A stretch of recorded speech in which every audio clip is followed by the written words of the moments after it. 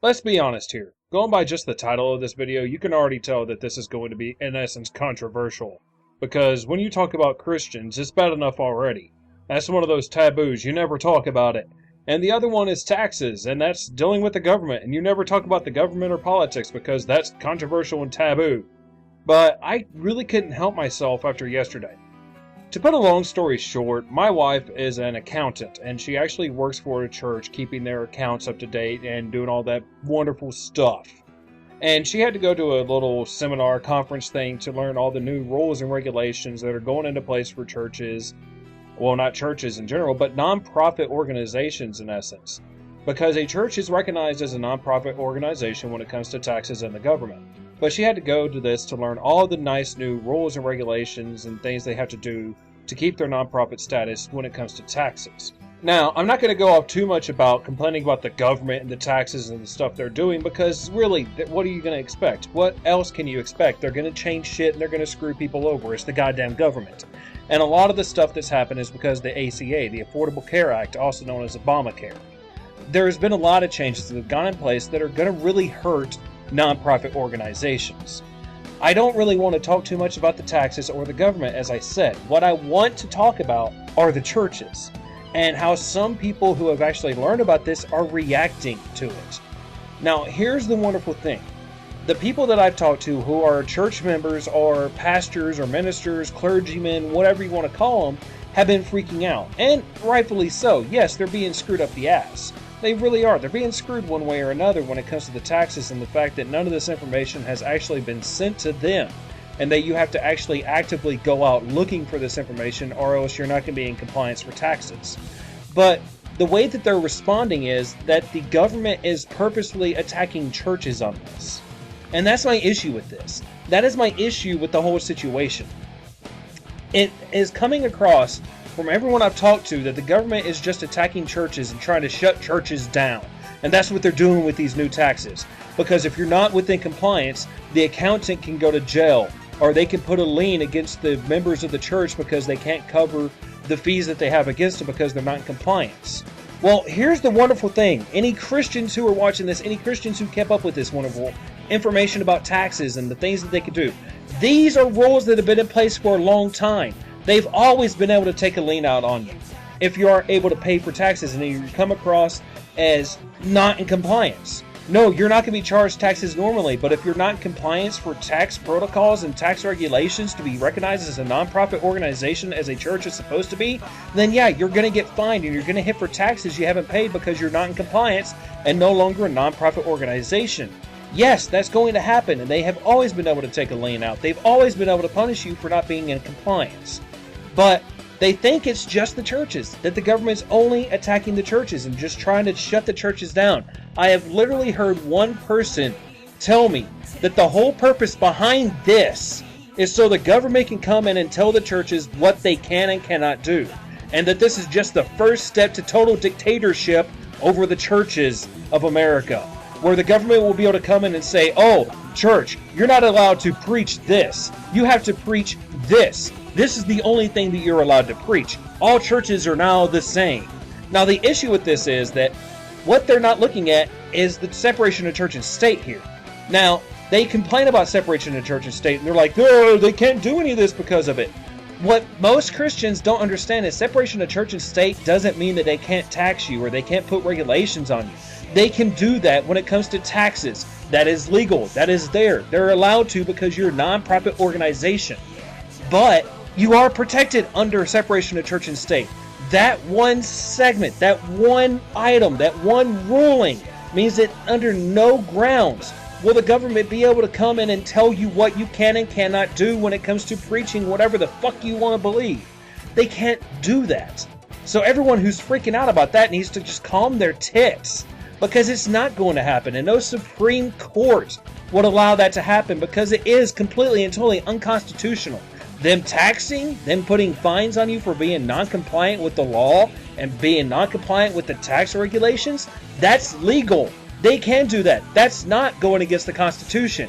You need to learn what separation of church and state is, you idiots. And the other thing is, I have one person in particular who straight up told me this. Now remember, This person I'm going to tell you about, and the statement that came from them, this is coming from someone who is a preacher, a pastor of a church, has been a preacher for over 30 years.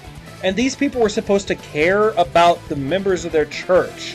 When I heard this, I wanted to slap the person across the face, because these are the kind of reactions I'm getting out of it. And this person said that if it came back and they were not in compliance, well, the government would just have to put him in jail because he wouldn't pay the fines, because he's not supposed to have to pay any taxes or any money because of the church. The church isn't supposed to have to pay, so you just have to put him in jail. Now, here's the issue with that. If you're selfish enough and you're stubborn enough yourself as the pastor of the church to go to jail, that's all well and good for you. But the thing that this person did not think about, the thing that this person did not realize, is that they would be doing a lot more harm against the church itself and the members of the church, their quote-unquote flock, if you will, that they're supposed to be watching out for. If the preacher, the pastor of the church decides that they're not going to pay for it, one, that goes against the rules of the church. Because the church, in all essence, is set up as a democracy. Everyone in the church has a say for what happens in the church and the money of the church and anything that happens in the church. Everyone has a say one way or another. Every church is set up this way, either because you elect different officials within the church. Yes, I understand that's a little weird for anyone who's never been involved with Christianity or churches. They have elected officials, if you will, for their elders. Or if they're smaller churches, everyone just has a say. They don't have representatives for the people. But they're set up as democracy. And if the preacher, who is in essence the president of a church, the elder of the church, the pastor of the church, the clergyman of the church, they're in essence the president of the church, goes through and says that you're not doing this, one, they're breaking the rules of the church, and two, everyone underneath them gets hit for it. Everyone underneath them deals more issues than the person who ends up going to jail, and that will be the preacher. And also the accountant for the church will go to jail. If you break tax compliance, you can easily get put into jail for 6.5 years for not being compliant with the taxes. And if the preacher was to say, I don't care for compliance, we're a church, we don't have to deal with what the government says, don't fuck with it, then the accountant is the one who suffers because of that. And the people who go to that church, if you can't pay the fees, get a lien put against them. And anyone who doesn't know what a lien being put against them by the IRS is, that is to say that the IRS literally comes in and says, hey, your bank account is mine. You get no money until we're paid back. So in essence, that preacher, this person who's supposed to be watching out for the members of his church, just straight up said that it is more important to him to be stubborn and selfish and so uptight about everything and think the government's just out to get him constantly, that he would rather make every member of his church suffer the fact that they would have no money to their name, literally, because their entire bank accounts are frozen because the government is taking it, just because he doesn't want to bend to what the government has to say. Now, don't get me wrong. I'm not sitting here saying the government's goddamn perfect. I hate our government. Our government's screwed up 5 ways to Sunday. There's no way getting around that whatsoever. Our government is screwed. I don't like Obama. If you voted for Obama, then good for you. I completely disagree with your sentiment and your choice to vote for Obama. Yeah, I voted for the other guy, and he wasn't any better, to tell you the truth. No. And I hate the Obamacare. I hate the ACA. I don't like our government. They do a lot of things that screw people over. I'm not defending the government. I'm just saying that these people who are acting in this way, these Christians who think it's just out to get them, these Christians who think, oh, I'm not going to bend to the government because that's not what I'm supposed to have to do, despite the fact that the Bible itself says, render unto Caesar that which is Caesar's. In other words, pay the government where you're supposed to pay them. That way the church can continue. And the other thing is that they are overlooking other people who have better uses for their money. People who would get hurt because of these same tax laws that they're complaining about hitting the church, but they ignore them completely. People like the Children's Miracle Network or any other charity out there are under these same rules and regulations. I'm more worried about these people getting hit. These charities that are out there doing good things for other people. These people who are out there with one sole purpose in their lives, to help other people in their times of need. These are the people who would get hit. If a church gets hit because of these and they have to shut their doors to pay back their dues, the church can continue. You can still have your fucking church in your own living room. They can't come in and stop you from preaching the word of God if you want to in your living room. You can have your congregation there. But a charity can't be ran from a living room. A charity has to have a headquarters. A charity has to have staff. A charity has to have people who work for them. And they're the ones who would get hit worse than the Christians would be for these taxes. This whole issue is more of Christians being so focused on themselves that they cannot see the bigger picture. And when I try to say anything in contrary to them, I just got attacked for it because I was told that I'm ignoring the issues that are there, the true issues of what's going on here, and the fact that I'm not focused on the church. I'm sorry, I'm focused on people more than I am on a church. A church can happen whether you've got a building or not. A church is nothing more than a congregation of people getting together to talk about the same thing. That's what it is, a congregation of people. You could be in your living room and have a church if you freaking wanted to.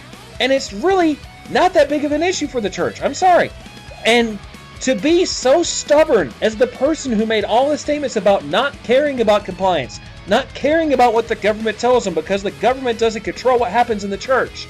They're stubborn. All it is a little bit of paperwork. The government, the IRS, isn't telling you have to pay us money. They're just saying you got a lot of paperwork to fill out so you can keep your nonprofit status.